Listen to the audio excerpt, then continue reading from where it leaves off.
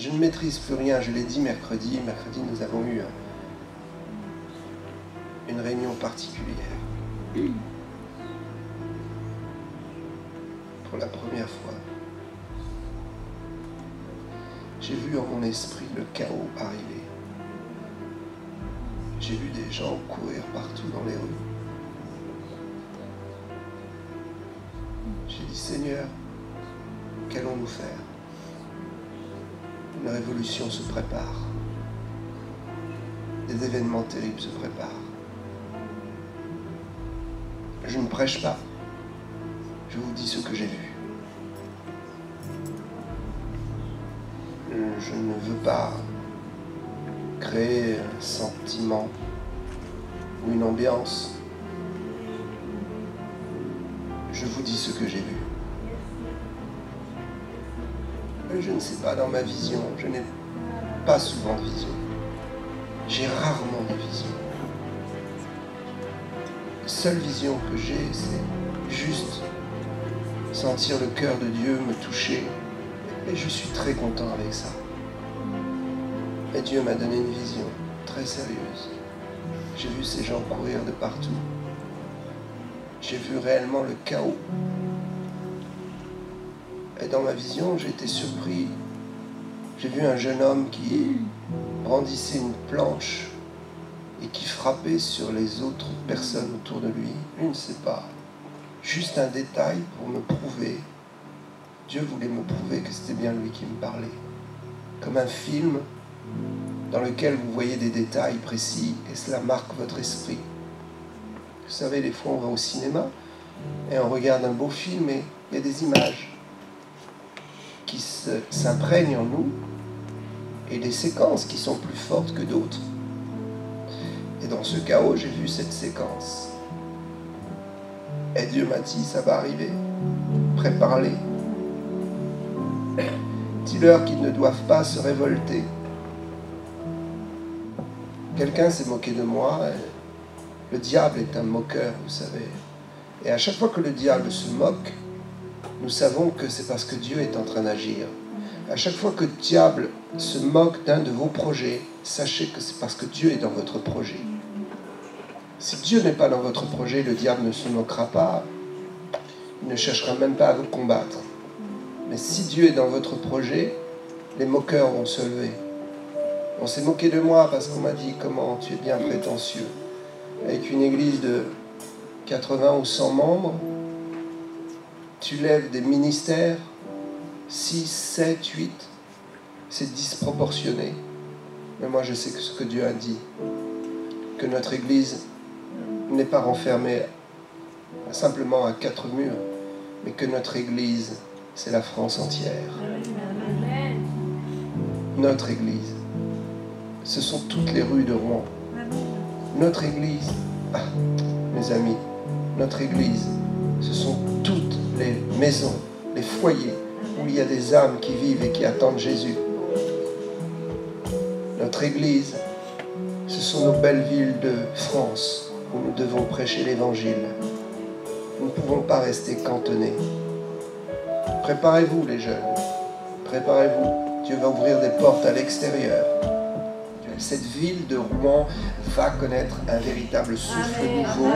Et à partir de cette ville de Rouen, Dieu va refaire partir un véritable souffle d'évangélisation et de puissance pour toute la France. Vous savez, Dieu n'a pas besoin de 36 personnes. Il suffit d'un seul homme. Je me souviens l'histoire extraordinaire du pasteur, du bishop Benson Idahosa. Benson Idahosa est un grand homme de Dieu au Nigeria. Vous savez que le Nigeria, c'est à peu près 25%, un quart de toute la population africaine. Un seul pays regroupe un quart de toute la population de l'ensemble du continent africain. Énormément de gens, beaucoup de musulmans qui étaient là installés. On parle d'à peu près 80% du Nigeria qui étaient musulmans avant Idahosa. Et ça causait vraiment de problèmes pour les églises. Et quand Idahosa était loin, Dieu s'est servi de lui. Un seul homme a fait descendre le taux de 70 à 80%, il l'a fait descendre à 30 à 35% de musulmans dans tout un pays. Je vous dis, un seul homme a fait reculer l'islam au profit de l'évangile. Avec quelle arme? Uniquement avec la puissance de Dieu. Cet homme avait tellement été loin, il manifestait une telle puissance de Dieu que les musulmans étaient effarés et venaient se convertir. Même les imams amenaient les malades pour que Idahosa prie et qu'il les guérisse. Parce qu'il n'y a pas d'espérance dans le Coran au niveau de la guérison divine, au niveau de la puissance du Saint-Esprit. Il n'y a pas cette espérance et cette promesse de la proximité avec le Saint-Esprit. Et il n'y a surtout pas la promesse de la vie éternelle. Et Benson Idahosa, à travers les signes et les miracles et les prodiges, a capté l'attention d'un plus grand nombre dans la société et les a amenés à croire en leur montrant un Dieu vivant. Il n'y a pas besoin de 36 personnes. Un seul homme, ça suffit. Une seule équipe suffit. Regardez, le Seigneur, avec 12 hommes, a bouleversé le monde entier depuis 2000 ans avec le christianisme. Soyez forts et sachez que juste votre responsabilité, juste votre engagement, juste votre dévouement pour Dieu peut faire que Dieu vous saisisse et qu'il n'ait pas besoin d'autres personnes au sein de votre famille, au sein de votre travail, au sein de cette ville. Il peut vous choisir, vous, une seule personne, pour révolutionner tout un environnement et toute une société et renverser, bouleverser tout un contexte de vie qui pour certains semble fatal. Les attentats, ce n'est pas le fatalisme. Cet incident et le feu qui s'est déclaré dans le bar ici à Rouen, c'est pas un hasard et c'est pas un feu anodin, c'est réellement une action du diable parce que le diable est déchaîné contre cette ville de Rouen. Il y a eu l'attentat avec le prêtre qui a été sauvagement égorgé, il y a cet incendie maintenant. Je crois que nous devrons prendre très au sérieux les événements qui se produisent dans notre ville et croire que Dieu a un plan. C'est pour ça que le diable se déchaîne. Donc nous devons faire deux choses face à cela. Nous devons être plus sérieux, nous devons prendre très au sérieux le fait que Dieu va faire quelque chose dans cette ville avec l'évangile. Et la deuxième chose, c'est que nous devons redoubler de prières et nous couvrir du sang de l'agneau pour interdire à l'ennemi d'approcher nos maisons, nos demeures, et d'interdire au diable de nous toucher.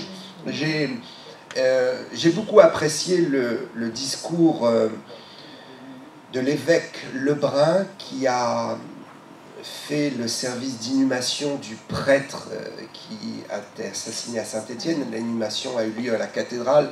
Peut-être certains, vous avez suivi ça à la télévision. Et j'ai beaucoup apprécié le discours très évangélique de cet homme. Je ne sais pas pourquoi il a eu un tel discours évangélique. Très certainement que le Seigneur a travaillé son cœur et qu'il est en train de réaliser que seul Jésus peut nous amener au ciel et qu'il y a des choses dans le courant religieux traditionnel qu'il faut mettre de côté au profit de la vérité biblique.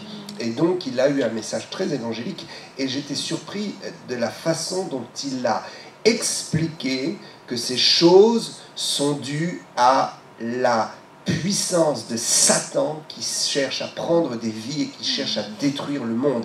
Il a prononcé plusieurs fois le mot de Satan, du diable, et il n'a pas eu honte de dire que ce n'est pas simplement des puissances maléfiques à l'intérieur du cœur de l'homme qui poussent les gens à faire des choses comme ça, qui poussent les extrémistes à prendre des vies, à se rendre kamikazes. Il n'a pas simplement utilisé des mots philosophiques ou humains pour apaiser un peu les cœurs, mais il a été droit dans le sujet et il a réellement dit c'est le diable qui fait ces choses-là. Et il a même expliqué que le prêtre, quand il était en combat avec le musulman extrémiste, il a dit « Satan, va-t'en ! Satan, va-t'en !» Il a réellement désigné que la puissance d'agression n'était pas simplement une volonté humaine, mais que derrière cette agression se cachait une personne qui s'appelle le diable et qui existe bel et bien. Donc si un évêque a su parler clairement des choses en expliquant que le combat est spirituel, à combien plus forte raison, nous qui sommes dans la vérité, qui avons entre les mains la parole de Dieu qui est la vérité, qui avons été éclairés par la puissance du Saint-Esprit, qui avons vu de nos yeux la puissance de Dieu, à combien plus forte raison devons-nous utiliser un langage spirituel et ne pas avoir peur de dire à un païen que s'il ne donne pas son cœur à Jésus, il va se faire détruire par le diable. Et que le diable n'est pas une philosophie, n'est pas une entité illusoire ou inventée par l'imagination de la religion, mais que le diable est bel et bien une personne, un esprit qui a été déchu, condamné par Jésus-Christ à la croix, et que cet esprit, si nous ne le voyons pas, il agit. Et que ceux qui font de la sorcellerie peuvent même le voir. Alors il faut être réellement engagé plus que jamais. Et si le diable prend des vies, nous devons sauver des vies en prêchant l'évangile, la bonne nouvelle de la croix. Et nous devons dire autour de nous qu'il est temps de se réveiller, que le christianisme en France doit être une valeur que nous devons défendre. Si l'étranger est accueilli en France, nous disons merci Seigneur parce que la Bible dit que nous devons accueillir l'étranger. C'est une des notions les plus hautes dans l'Ancien Testament. Les catégories, si je puis dire ainsi, de personnes qui sont accueillies et dont Dieu valide l'accueil, ce sont les orphelins, les veuves et les étrangers. Dans l'Ancien Testament, la loi biblique nous montre que Dieu est amour et Dieu ordonne que ceux qui croient en lui et qui pratiquent la loi doivent pratiquer la loi de l'amour dans l'accueil inconditionnel de la veuve, de l'orphelin et de l'étranger. Et donc, si la France accueille l'étranger, nourrit la veuve et nourrit l'orphelin, je ne peux que m'en réjouir car nous sommes là ici dans des valeurs bibliques que Dieu approuve. Je crois que Dieu aime la France parce que la France dégage des valeurs chrétiennes, des valeurs qui viennent directement du Nouveau Testament, des évangiles, mais également qui tirent leurs racines de l'Ancien Testament et de la loi que Dieu avait donnée à Moïse pour les hommes. Une partie de la loi a été accomplie par le sacrifice de Jésus, mais toute une partie de la loi demeure et demeurera jusqu'à ce que le Seigneur revienne. Il y a des lois immuables. Quand Dieu dit « tu ne voleras pas », tu ne convoiteras pas les biens de ton prochain, Jésus n'a pas anéanti cela à la croix et n'a pas annulé cela. Cela a été au contraire sublimé, agrandi, perfectionné par le message de Jésus-Christ, par le message d'amour que Dieu nous a donné à travers Jésus-Christ. Il va donc de notre devoir d'accueillir l'étranger dans notre pays. Par contre, si Dieu demande d'accueillir l'étranger, Dieu donne aussi des devoirs à l'étranger. Nous avons des devoirs sur notre terre qui nous appartient. Une terre que Dieu nous a donnée. Dieu nous a fait la grâce d'une carte d'identité nationale et nous appartenons à une nation. Cette nation est la nôtre et nous avons droit de parler, droit de faire des propositions dans le but de bénir notre nation, dans le but que la belle nation de France puisse être une nation heureuse. Une nation où coule le lait et le miel, une nation dans laquelle il n'y a pas de chômage, dans laquelle les gens peuvent vivre heureux et peuvent payer leurs factures en fin de mois, peuvent partir en vacances et peuvent se réjouir sainement des choses de la vie, puissent profiter de la belle Méditerranée, des belles montagnes que nous avons pour aller faire du ski, profitent de la belle Bretagne également dans le mois de septembre, octobre et novembre, pouvoir aller se reposer en famille, pouvoir profiter d'une terre que Dieu nous a donnée. Mais il faut dire une chose, c'est que l'étranger accueilli a des devoirs. Et son devoir premier, c'est un devoir de respect du pays qu'il accueille. C'est ainsi que la loi dit et que l'amour de Dieu dit. Nous faisons notre travail en accueillant, mais si celui qu'on accueille ne respecte pas les règles, il sera maudit de Dieu et il ne viendra pas après se plaindre, parce que nous avons tous des devoirs et des obligations en tant qu'humains. C'est ainsi que l'étranger a un devoir, c'est de respecter et d'honorer la terre d'accueil qui est la sienne, et de faire en sorte que les valeurs soient respectées et que les valeurs ne soient pas bafouées. Les valeurs de la France sont des valeurs chrétiennes. Nos lois, nos modes de fonctionnement et ce qu'est la France aujourd'hui, nous le devons à l'évangile de Jésus-Christ. Parce que pendant longtemps, la grande église chrétienne a sûrement fait beaucoup d'erreurs. Mais la grande église chrétienne a su maintenir une bénédiction sur notre pays de France, dans lequel coule le lait et le miel, et dans lequel nous avons des valeurs d'amour qui subsistent au fond même de la conscience de nos enfants et de notre génération. Cette conscience chrétienne, l'étranger n'a pas le droit de la fouler aux pieds, de la combattre et de vouloir la détruire. L'étranger n'a pas le droit de saccager nos finances, de profiter de notre sécurité sociale et de venir piller et voler le bien de notre pays. C'est pourquoi, en tant que pasteur, je dirais haut et fort que s'il est de notre devoir d'humain, de notre devoir de chrétien, s'il est dans notre honneur d'hommes et de femmes d'accueillir les autres, il est aussi de notre devoir de leur parler des règles à respecter.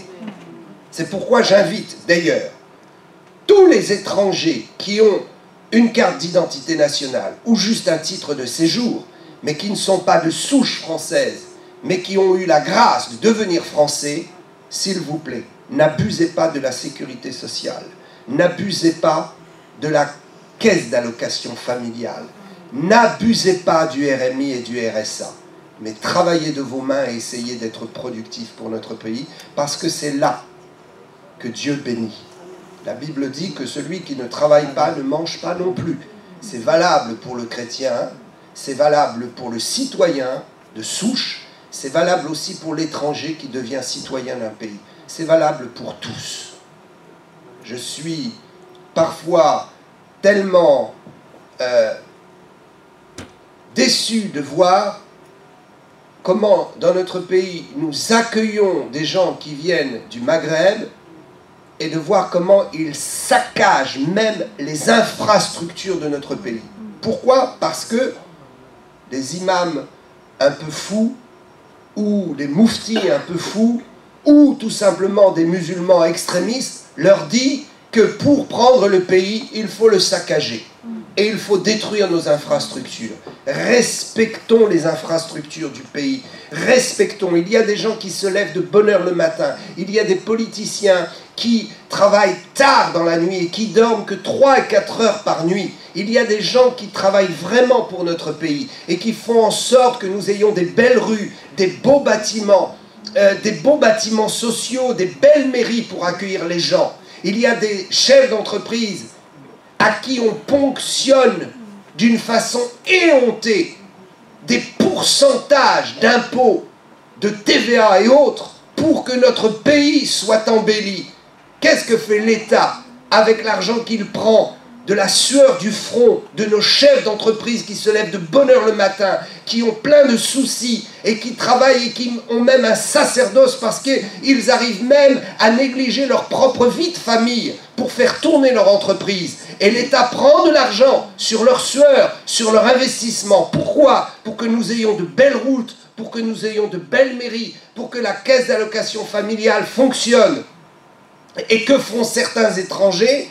Ils viennent, ils taguent les murs des mairies, ils collent des chewing-gums sous les chaises lorsqu'ils sont reçus dans des bâtiments officiels, ils cassent, ils saccagent, ils ne respectent rien.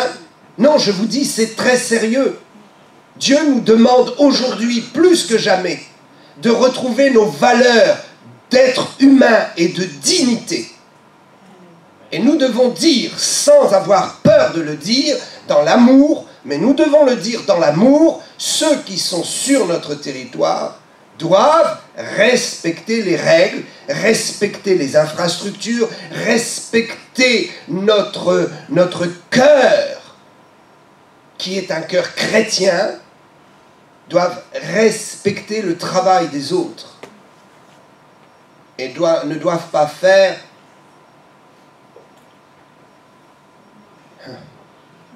de notre beau pays une poubelle. Que Dieu nous aide. Que Dieu nous aide.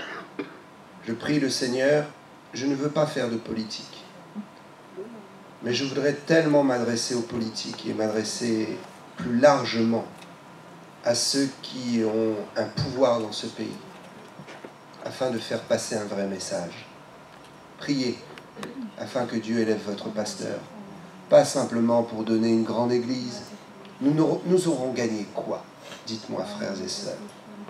Nous aurons gagné quoi? Bien sûr, Dieu va nous donner une grande église, et vous serez heureux parce que dans une grande église, vous trouverez plus de fraternité, plus de gens qui vous correspondent. Les jeunes pourront se marier, les enfants pourront venir dans des garderies. Il y a 100, 200, 300 enfants, ils seront heureux d'être là. Nous aurons des moyens pour l'école du dimanche, nous aurons des moyens pour aider les malheureux. Nous pourrons faire des vestiaires,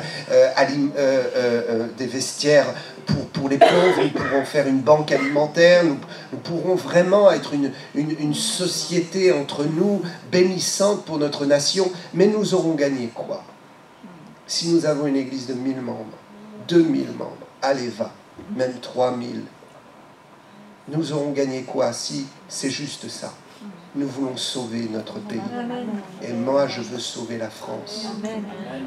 Que Dieu nous aide et que notre vision soit large pour aller au-delà des murs d'une église. Que Dieu vous bénisse.